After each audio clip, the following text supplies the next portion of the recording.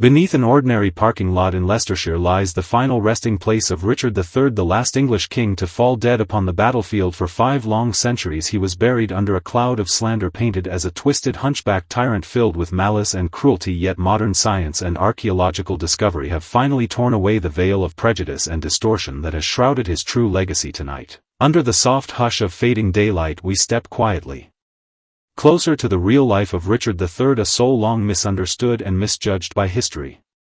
Richard III remains a name forever tarnished by the dramatic portrayal of William Shakespeare, seen by generations as a scheming usurper who murdered his young nephews and wore a face carved with wickedness. Yet beneath the calm light of biological archaeology, the real man emerges, fragile in body yet unyielding in spirit. Severe scoliosis curved his spine, yet it never broke his courage nor dulled his prowess in battle. Instead, it became a convenient tool for later generations to attack his character and stain his soul. Cast aside the noisy whispers of old tales, sink into the peace of this quiet story, and walk alongside this lonely king back to the turbulent era of the Wars of the Roses. How did a king lost deep in the dust of centuries suddenly reappear beneath the asphalt of a modern parking lot in the 21st century? The skeletal remains of Richard III bear silent witness to the bloodiest moments of the Battle of Bosworth Field. They also tell the quiet story of a man who spent his whole life enduring and overcoming a physical disability he was born with. Let this quiet evening belong entirely to this misunderstood soul. Drift gently with the night breeze and allow us to restore history to its soft, untarnished truth.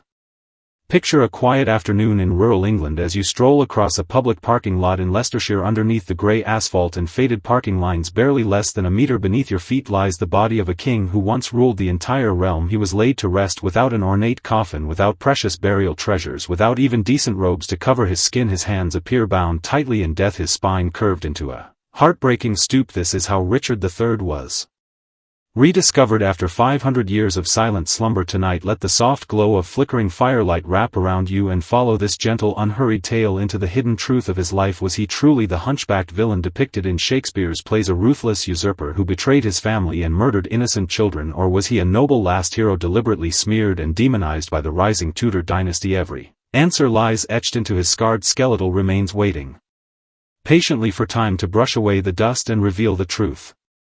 Travel back to the bloody dawn of 1485 across the open plains of Bosworth Field, clad in the full armor of the House of Plantagenet, with his royal crown gleaming above his head. Richard III surveyed his battlefield for the final time. This marked the last desperate act of the Wars of the Roses. The endless strife between the Red Rose and the White Rose had drained the land of its strength and peace. Popular legend long portrayed Richard as a twisted schemer hiding in shadow, weakened and cowed by his congenital spinal deformity. Yet modern archaeological research paints a far different truth. His spine did curve severely, leaving his right shoulder noticeably higher than his left, yet he was far from the shuffling cripple of theatrical myth. Encased in heavy medieval plate armor, he looked no different from any noble warrior and proved himself stronger and more skilled in combat than most men of his station. His physical curvature was never a mark of evil, it was a quiet, hidden pain he carried every single day to maintain balance atop a warhorse. To wield a heavy broadsword in battle, he trained relentlessly, pushing his body far beyond ordinary limits. When Lord Harrington turned traitor, when the forces of Henry Tudor advanced steadily toward his lines, Richard chose not to flee. He charged forward in the final heroic cavalry assault ever led by an English monarch. He believed that if he could strike down Henry Tudor and tear apart his dragon-emblazoned banner, he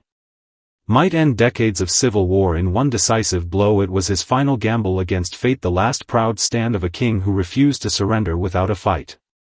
The battle unfolded with a brutality no one could have foreseen. Richard's brave charge soon became trapped in thick muddy marshland. Amid the chaos of clashing armies, his warhorse stumbled and sank into the bog, forcing the king to fight on foot. Even in that desperate moment he shouted aloud, cries of betrayal echoing across the battlefield. Stripped of his mount, his shield, and eventually his helmet, he stood alone, surrounded by dozens of enemy warriors. Forensic examination of his bones reveals a fatal crushing blow to the back of his skull dealt by a halberd or battle axe. The wound proves he fought fiercely until his last breath, never surrendering, never taken alive. What follows is even more chilling. After his death, the victorious forces inflicted deliberate, humiliating injuries upon his lifeless body. Deep gashes carved into his bones show repeated stabs and strikes. Even as his naked corpse was carried back to Leicester, crowds lined the path to pierce and insult the remains of their Fallen king. Such bitter hatred ran deep, and the newly established Tudor dynasty set out not only to erase Richard physically but to destroy his reputation forever. Scholars and writers were commissioned to craft a false portrait, turning a young handsome man in his 20s into a grotesque monster born with teeth half paralyzed and twisted in form. Denied the chance to defend his own name, Richard was buried hastily in the ruins of Greyfriars Church. As centuries passed, the church crumbled, its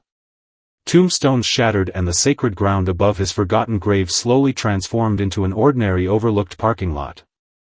To truly understand how Richard fell into such tragic fate, we must look deep into the quiet turmoil of his inner heart. He had long stood as the most loyal younger brother to King Edward IV, witnessing endless betrayal, bloodshed and treachery throughout the long years of civil war. When Edward died suddenly, leaving two young royal heirs, Richard faced an impossible, cruel choice. Should he hand power to the powerful Woodville family, who openly hated and opposed him, or seize the crown himself to protect the realm? History is always written by victors, and the tale we inherit accuses him of imprisoning and murdering the princes in the Tower. Yet in the quiet, lonely nights within the halls of Westminster Palace, Richard may have felt only cold dread. Deep in his soul he understood clearly that if he refused to take the throne, he would lose not only his own life but also the fragile peace struggling to hold England together. During his brief 2-year reign, he established new legal protections for common people, striving to grant ordinary folk fair treatment and justice beneath the law. He ruled with diligence and devotion, yet never escaped the shadow of being labeled a usurper. His intense, almost obsessive sense of duty may well have sprung from the imbalance of his own curved spine. The physical asymmetry he endured all his life drove him to crave order, fairness and balance in the world around him. He spent every year of his life striving to prove he was worthy of the crown, even if that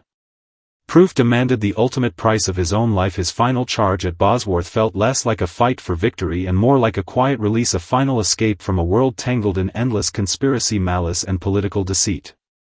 No one truly believed the search for Richard campaign launched excavation work at the Leicester parking lot in 2012. After 500 years, most relics fade into nothing, swallowed by time and earth. Yet when archaeologists uncovered a skeleton marked by severe spinal scoliosis, the entire world fell silent. DNA testing confirmed beyond doubt that the remains belonged to Richard III. His rediscovery felt like a silent accusation echoing across centuries. Facial reconstruction revealed a young man with quiet melancholy and unyielding resolve in his eyes, nothing like the cunning, sinister figure of legend. Bone analysis shows traces of rich, nourishing food, confirming his royal lifestyle alongside permanent marks of lifelong physical strain and hardship. Most importantly, biological archaeology unveiled the genuine Richard, hidden behind myth and slander. He was a resilient survivor, an ordinary man struggling bravely against physical limitation and the raging storms of political conflict. The Tudor regime sought to discredit his rule by mocking and distorting his physical form, yet that very imperfect skeleton became irrefutable proof of his innocence. 5 centuries later, when his remains were reinterred with full honor at Leicester Cathedral, thousands of people filled the streets. They came no longer to gaze upon a legendary villain but to pay humble respect to a soul finally granted long overdue justice. The ceremony held no sound of war, only quiet, solemn reverence, as if comforting a king who had lain wronged and forgotten in cold darkness for far too long.